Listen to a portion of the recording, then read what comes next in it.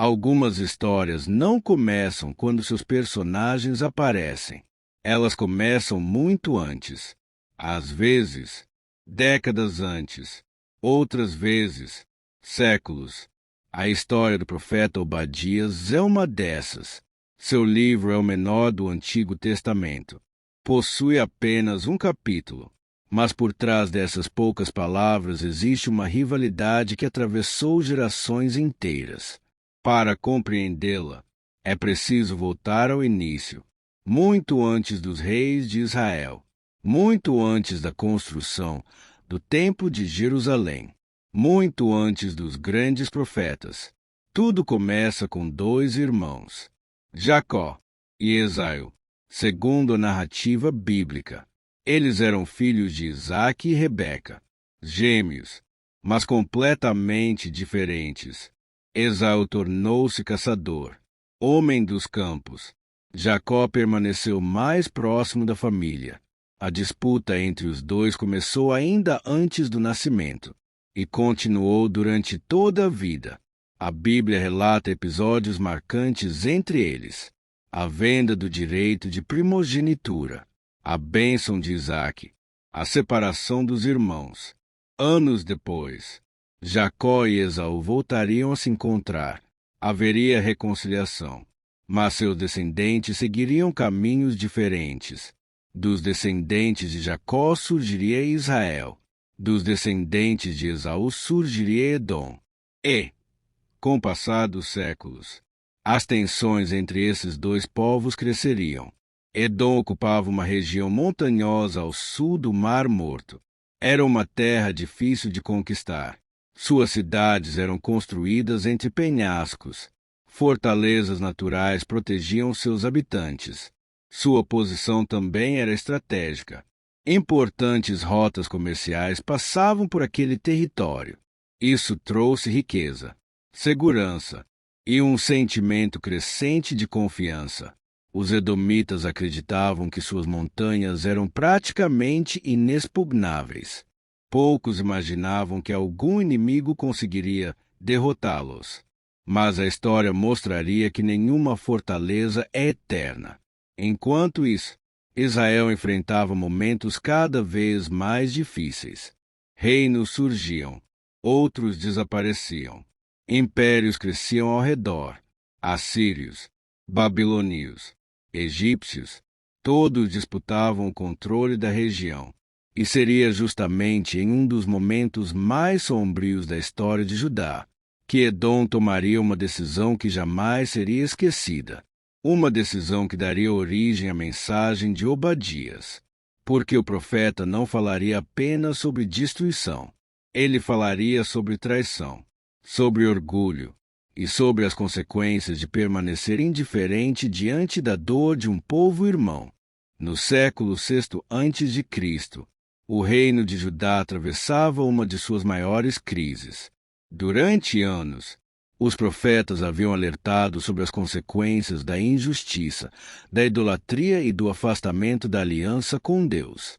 Isaías, Jeremias, Ezequiel, diversos mensageiros anunciaram que tempos difíceis estavam se aproximando, mas grande parte do povo acreditava que Jerusalém jamais cairia.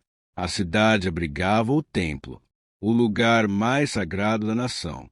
Para muitos, aquilo era suficiente para garantir sua proteção. Mas a história tomou outro rumo. No Oriente, um novo império crescia rapidamente. A Babilônia. Sob o comando do rei Nabucodonosor II, os babilônios expandiram seus domínios e passaram a controlar grande parte do Oriente Próximo. Diversos reinos foram conquistados, e Judá acabou entrando nesse caminho. Após rebeliões contra o domínio babilônico, Jerusalém foi cercada. O cerco durou meses. A cidade enfrentou fome, escassez, desespero, até que, finalmente, as muralhas foram rompidas. Os soldados babilônicos invadiram Jerusalém. O templo foi destruído. Palácios foram incendiados. Grande parte da população foi levada para o exílio. Era um dos acontecimentos mais traumáticos da história do povo de Judá. Mas, em meio à invasão, havia outro povo observando tudo: os Edomitas, os descendentes de Esaú, aqueles que compartilhavam uma origem comum com Israel. Segundo a mensagem de Obadias, eles não apenas assistiram à tragédia, eles aproveitaram aquele momento. O profeta acusa Edom de agir com orgulho e de se alegrar diante da queda de Jerusalém. Em vez de oferecer ajuda, teriam celebrado a derrota. Em vez de proteger os fugitivos, teriam colaborado com os invasores, entregando pessoas que tentavam escapar. Essas acusações aparecem como o centro da profecia, mais do que uma guerra entre nações. Obadias descreve a quebra de um vínculo antigo. Para o profeta, Edom não era apenas um vizinho, era um povo irmão. E justamente por isso, sua atitude era ainda mais grave. O sofrimento de Jerusalém deveria ter despertado compaixão, mas, segundo a tradição preservada no livro, despertou oportunismo. Foi essa postura que deu origem à mensagem de julgamento anunciada por Obadias. Porque, na visão do profeta, nenhuma fortaleza, nenhuma riqueza, nenhuma posição privilegiada poderia proteger uma nação das consequências de seu orgulho. Ao observar Edom, Obadias enxergava um povo que confiava mais em sua própria segurança do que em qualquer outra coisa. A geografia parecia estar ao seu favor. As cidades edomitas haviam sido construídas em regiões montanhosas. Rochas enormes serviam como muralhas naturais. Os caminhos de acesso eram estreitos, difíceis de atravessar. Para qualquer exército inimigo, invadir aquelas fortalezas seria uma tarefa complicada. Essa posição privilegiada fez nascer um sentimento perigoso, a sensação de que nada poderia acontecer. Obadias descreve esse pensamento de maneira marcante. Segundo a mensagem do profeta, os habitantes de Edom acreditavam que ninguém seria capaz de derrubá-los de suas alturas. Era como se dissessem: quem poderá nos alcançar aqui? Não era apenas confiança militar, era orgulho, a convicção de que sua posição era inabalável. Mas a história mostra repetidamente que grandes impérios, cidades e reinos caíram justamente quando acreditavam ser invencíveis. A Assíria parecia eterna. Desapareceu. A Babilônia dominou o Oriente. Também caiu. Séculos depois, outros impérios viveriam o mesmo destino. Para Obadias, o problema de Edom não era possuir fortalezas. Era acreditar que elas bastavam. O profeta utiliza imagens fortes para transmitir sua mensagem. Mesmo que Edom construísse sua morada entre as alturas, mesmo que se elevasse como a águia, mesmo que colocasse seu ninho entre as estrelas, ainda assim seria alcançado. A linguagem é poética, mas a ideia é clara. Nenhuma posição humana é alta demais para escapar do julgamento divino. Nenhuma riqueza, nenhum poder, nenhuma fortaleza pode substituir a justiça. Outro aspecto importante da profecia é a forma como Obadias descreve a destruição de Edom. Ele afirma que seus tesouros seriam saqueados. Seus aliados os abandonariam. Pessoas em quem confiavam se voltariam contra eles. Isso também possui um significado profundo. Ao longo da história, muitas alianças políticas foram construídas sobre interesses. Enquanto havia vantagens, existia amizade. Quando o cenário mudava, essas alianças desapareciam. Obadias afirma que Edom descobriria isso da maneira mais difícil.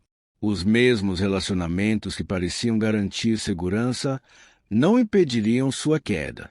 Mas a mensagem do profeta vai além de Edom. Ela se transforma em um princípio que aparece diversas vezes nas Escrituras. O orgulho pode fazer uma pessoa, um povo ou uma nação acreditar que não precisa mais reconhecer seus próprios limites. E é justamente nesse momento que surgem os maiores perigos. Porque quem acredita ser invencível, muitas vezes deixa de perceber os sinais da própria queda. A mensagem de Obadias não termina com destruição. Ela termina com esperança. Depois de anunciar a queda de Edom, o profeta volta seus olhos para Jerusalém. Naquele momento, a cidade estava em ruínas. O templo havia sido destruído. Grande parte da população havia sido levada para o exílio na Babilônia. Tudo parecia indicar que a história de Judá havia chegado ao fim. Mas Obadias apresenta uma visão diferente. Ele afirma que aquele não seria o último capítulo. Segundo sua profecia, haveria restauração. Os sobreviventes voltariam. A terra seria novamente habitada. Aquilo que parecia perdido não permaneceria perdido para sempre. Essa mensagem aparece diversas vezes entre os profetas do Antigo Testamento. Mesmo em meio ao julgamento, sempre existia a promessa de um futuro. Obadias também fala sobre um princípio que atravessa toda a sua profecia, o chamado dia do Senhor. Na linguagem profética, essa expressão não se refere apenas a um único acontecimento. Ela representa o momento em que Deus intervém na história para estabelecer justiça. Para o profeta, esse dia alcançaria não apenas Edom, mas todas as nações. A ideia apresentada é que nenhum povo permaneceria para sempre acima da justiça. Reinos poderiam crescer, impérios poderiam dominar, mas todos seriam responsáveis por suas escolhas. Um dos trechos mais conhecidos do livro resume essa ideia em poucas palavras. Obadias declara que aquilo que uma pessoa ou uma nação faz voltará sobre ela. É o princípio da retribuição. Quem pratica violência experimentará violência. Quem age com injustiça também enfrentará suas consequências. Essa não é apresentada como uma simples vingança, mas como a restauração da justiça. No final da profecia, Obadias olha para além do presente. Ele descreve um tempo em que o Monte Sião voltaria a ocupar um lugar central. Os exilados retornariam. A esperança seria restaurada. E a última frase do livro resume toda a mensagem. O reino será do Senhor. Essa declaração encerra não apenas a profecia de Obadias.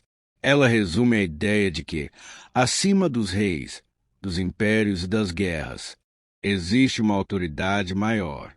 Enquanto os reinos humanos surgem e desaparecem, o governo de Deus permanece. Curiosamente, a própria história parece ter seguido um caminho semelhante ao anunciado pelo profeta. Ao longo dos séculos, Edom perdeu sua força. Seu território foi sendo ocupado por outros povos. Os edomitas desapareceram como nação independente. Hoje, restam ruínas, vestígios arqueológicos e referências preservadas em antigos documentos.